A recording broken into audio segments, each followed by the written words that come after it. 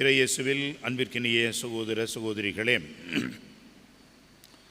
இன்றைக்கு தொழிலாளரான புனித சூசையப்பருடைய விழாவை கொண்டாடுகின்றோம்.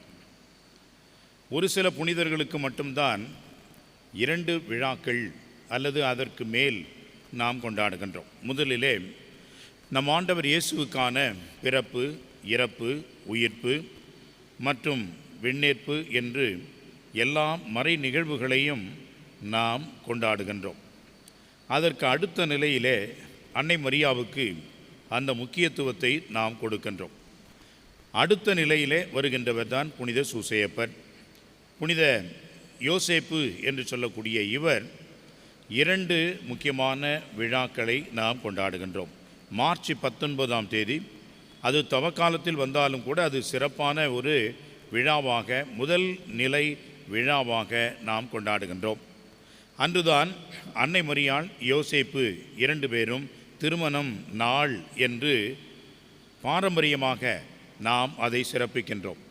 2வது விழா புனித சூசையப்பருக்கு என்று சொன்னால் அது மே 1 தேதி. தொழிலாளர்களுக்கு பாதுகாவலராக அவர் இருப்பதனால் தொழிலாளர் தினம் அல்லது புனித சூசையப்பர் தினம் என்று நாம் அதை சிறப்பிக்கின்றோம். அந்த வகையிலே தான் இன்றைக்கு புனித சூசையப்பருக்கான சிறப்பான ஒரு நாளாக, விழாவாக அமைகிறது என்பதன் அடிப்படையிலே இன்றைய நற்செய்தி நமக்கு எடுத்துச் சொல்கின்ற ஒரு உண்மையை நாம் உணர்ந்து கொள்ள வேண்டும்.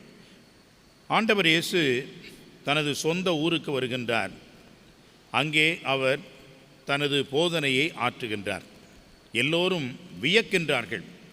அன்புக்குரியவர்களே, பல நேரங்களிலே நம்மை பாராட்டுவார்கள். வியப்பில் ஆழ்ந்து நம்மை அவர்கள் வியப்பில் பார்த்து நல்ல வார்த்தைகளை சொல்வார்கள். ஆனால் வெளிவேடக்காரர்கள் தான் அதிகம். நம்மை புகழ்கின்றவர்கள் தான் உள்ளத்திலே நயவஞ்சகமாக நமக்கு எதிராக சிந்திக்கின்றவர்கள்.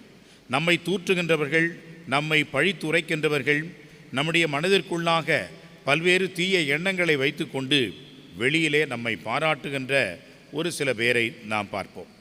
அவர்களை போன்றுதான் இவர்களும் இருக்கின்றார்கள், இந்த நாசரேத்து மக்களும்.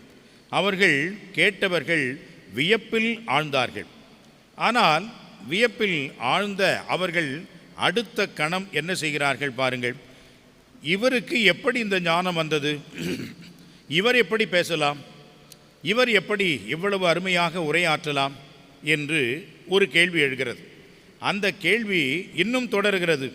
அந்த கேள்வி எதில் போய் முடிகிறது என்று சொன்னால், அவருடைய உற்றார் உறவினர், அவருடைய தந்தை தாய், இவர்களுடைய ஆராய்ச்சியிலே இது நடைபெறுகிறது. இவரை பற்றி தெரியாதா? இவருடைய தந்தை சாதாரண ஒரு தச்சர், இவருடைய தாய் ஒரு சாதாரண ஒரு ஏழை குடும்பத்தில் இருக்கக்கூடிய ஒரு பெண்மணி என்றெல்லாம் அவர்கள் பலவிதமாக பேசிக்கொள்கிறார்கள், உரையாடி கொள்கின்றார்கள், தங்களிடையே கருத்துக்களை பகிர்ந்து கொள்கின்றார்கள். இதில் நாம் கவனிக்க வேண்டியது என்னவென்று சொன்னால், இவர் தச்சருடைய மகன் அல்லவா, யோசேப்பின் மகன் என்று கூட இல்லை, மாறாக தச்சனுடைய மகன் என்று சொல்கின்ற பொழுது அந்த தச்சன் என்று சொல்லக்கூடிய அந்த ஒரு தொழில் சாதாரண ஒரு கூலி தொழில், சாதாரண அன்றாடம் செய்யக்கூடிய ஒரு தொழில், மிக ஏழ்மையான எளிமையான ஒரு தொழில் என்பதை அந்த காலத்தில் வைத்திருக்கிறார்கள். இப்பொழுதெல்லாம் தச்சர், கார்பெண்டர் என்று சொன்னாலே அவருக்கு உளி, சுத்தி இதையெல்லாம் பிடிக்க வேண்டிய அவசியமே கிடையாது. கம்ப்யூட்டர் தெரிஞ்சால் போதும், அவர் தச்சர் தான். கம்ப்யூட்டரில் என்ன கொடுக்குறாரோ அது அப்படியே கரெக்டாக வெளியே வந்து சேர்ந்துருது. யாரும் கலை நுணுக்கத்தை கடைபிடிக்க வேண்டிய அவசியமே கிடையாது. அதே போல் இசை என்று சொன்னால், இசை மீட்டக்கூடிய கருவியை யாரும் பயன்படுத்துவதே கிடையாது. தட்டினா பாட்டு, முடிஞ்சா பாட்டு அப்படின்னு ஆகிவிட்டது. எல்லாம் ஆட்டோமேட்டிக், எல்லாம் செயல் அளவிலே செயற்கையாகவே அமைந்து விடுகிறதே ஒழிய இயல்பாக இயற்கையாக நம்முடைய திறமைகளை வளர்க்கக்கூடிய வகையிலே நமக்கு ஊக்கமளிக்கின்ற வகையாக இருப்பது இல்லை. ஆனால் அப்பொழுது அப்படி அல்ல. ஒரு தச்சன் என்று சொல்லக்கூடியவன் எவ்வளவு ஒரு கலைஞர், எவ்வளவு ஒரு சித்திர வேலைப்பாடு தெரிந்தவனாக, நல்ல ஒரு புத்தி கூர்மையும் நல்ல ஒரு படைப்பாற்றல் மிக்கவராகவும் இருக்க வேண்டும் என்பதை நாம் அறிவோம். ஒரு காலத்திலே இந்த சுத்தி, உளி இதை வைத்து கொண்டு தான் அவர்களெல்லாம் செயல்பட்டார்கள், வேலை செய்தார்கள். அந்த வகையிலே எவ்வளவு கலை நுணுக்கம் இருந்தாலும் கூட அந்த தொழில் என்பது அந்த அளவுக்கு ஒரு உயர்ந்த தொழிலாக அவர்கள் நினைக்கவில்லை என்பதை நாம் அங்கே உணர்கிறோம். எனவே தான் இவர் தச்சருடைய மகன் அல்லவா என்று அவரை ஒரு ஏளனமாகவே பார்க்கின்ற ஒரு நிலையை நாம் அங்கே கேட்கின்றோம். அன்புக்குரியவர்களே, தொழில் நம்முடைய வாழ்விலே கௌரவமாக, கண்ணியமாக, மதிப்புள்ளவர்களாக நாம் வாழ வேண்டும் என்று சொன்னால் உழைத்து உண்ண வேண்டும். அதுதான் கடவுள் இந்த உலகத்திற்கு கொடுத்த முதல் படைப்பினுடைய நியதி. இவ்வளவு பெரிய உலகத்தை படைத்த கடவுள் நமக்கு தொழில் செய்கின்ற அந்த ஒரு கட்டளையும் கொடுத்திருக்கிறார். நெற்றி வியர்வை நிலத்தில் விழ நீ உழைத்து உண்பாய். உழைப்பினுடைய மேன்மையைத்தான் இன்றைக்கு திருச்சபை நமக்கு உணர்த்துகிறது. இந்த உழைப்பாளர்களுடைய பாதுகாவலர்கள்தான் புனித சூசையப்பரை வைத்திருக்கின்றார். கடவுளுடைய வளர்ப்பு தந்தை என்று சொன்னாலும் கூட கடைசி வரைக்கும் தன்னுடைய அந்த உழைப்பை, தொழிலை, அந்த தச்சன் என்ற நிலையிலே அவர் மாற்றமே இல்லாது கடைசி வரைக்கும் வாழ்ந்திருக்கிறார் என்பதை நாம் பார்க்க முடிகிறது. எனவே அவருடைய தொழில் என்பது இறைவனுக்கு ஏற்றதாக இருந்தது, நேர்மையானதாக இருந்தது, உடல் உழைப்பை கொடுப்பதாக இருந்தது.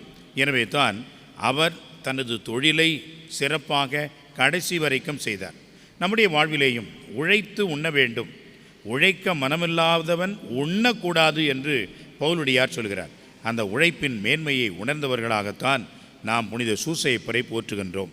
அன்புக்குரியவர்களே, பல நாடுகளுக்கு நீங்கள் சென்று பார்த்தீர்கள் என்று சொன்னால், குறிப்பாக ஐரோப்பிய நாடுகளிலே, அதிலும் குறிப்பாக ஜெர்மனி போன்ற வளர்ந்த நாடுகளிலே கடைசி வரைக்கும் வேலை செய்ய வேண்டும் என்பதிலே அவர்கள் கருத்தாக இருக்கிறார்கள். முடிந்த வரைக்கும் உழைக்க வேண்டும் என்று நினைக்கிறார்கள். ஆனால் நேர் எதிர்மாறாக நம்முடைய நாட்டிலே, நம்முடைய கலாச்சாரத்திலே முடிந்த வரைக்கும் வேலை செய்யாமல் சம்பாதிக்கலாம் என்று தான் நினைக்கின்றார்கள். ஏன் கொலை, கொள்ளை, பலவிதமான கற்பழிப்புகள், தீய செயல்பாடுகள் எல்லாம் ஒவ்வொரு நாளும் நடக்கிறது என்று சொன்னால், வேலை செய்யாமல் சம்பாதிக்க வேண்டும், உழைக்காமல் உண்ண வேண்டும். பல நேரங்களிலே அன்புக்குரியவர்களே, இந்த உழைப்பை நாம் மதிப்பதே கிடையாது. எனவே தான் அன்புக்குரியவர்களே, அது எதுவாக இருந்தாலும் சரி, ஓட்டுக்கு காசு கொடுப்பதும் கூட அதை ஏன் வாங்குகின்றோம், அதை ஏன் பெற்றுக்கொள்கிறோம் என்று சொன்னால், அன்புக்குரியவர்களே, உழைக்காமல் வருகின்ற காசு உடனடியாக பெற்றுக்கொள்கிறோம், ஏன் வாங்கக்கூடாது என்று சொல்கின்றார்கள். அன்புக்குரியவர்களே, என்ன உழைப்பு உனக்கு அதில் இருக்கிறது? உன்னுடைய உரிமை தான் போகிறது.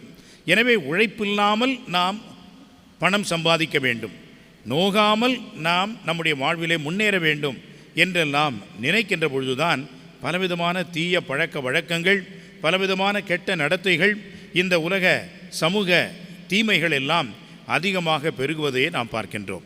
ஒவ்வொருவரும் உழைப்பார்கள் என்று சொன்னால் அந்த உழைப்பினுடைய உண்மையான ஊதியம் மதிப்பார்கள், மதிக்கின்ற அந்த வகையிலே வாழ்வார்கள். ஆனால் உழைப்பு என்பது இல்லையே அன்புக்குரியவர்களே.